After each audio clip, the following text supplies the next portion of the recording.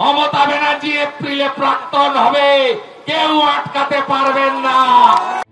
চাপানুতোর বাগবিতণ্ডা, রাজনৈতিক আকচাকচি, দাবি, হুমকি, হুঁশিয়ারি, হুঙ্কার, বিক্ষোভের মধ্যেই বৃহস্পতিবার শেষ হলেও এনুমারেশন ফর্মের তথ্য ওয়েবসাইটে আপলোড করার সময়সীমা।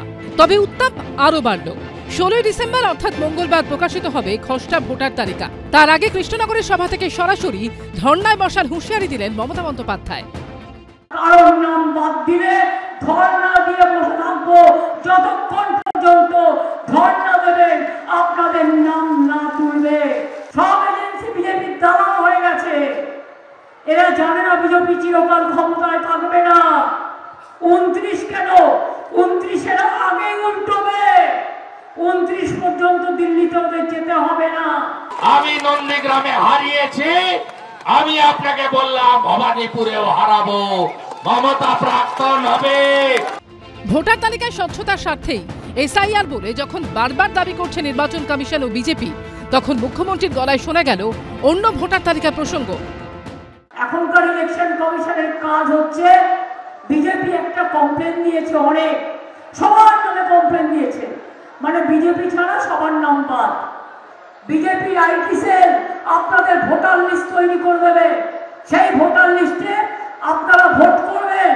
আপনি যে বিভ্রান্ত করার চেষ্টা করেন আপনার নিজস্ব এজেন্ডার জন্য, এটা বাংলার মানুষ এখন বুঝে গেছে। সিএ এর সময় সেম জিনিস করলেন। আপনি এতদিন যে ইলেকশন জিতে এসেছেন, বাংলার মানুষ বুঝতে পারছে সেগুলো এই ভুয়ো ভোটারের দ্বারা।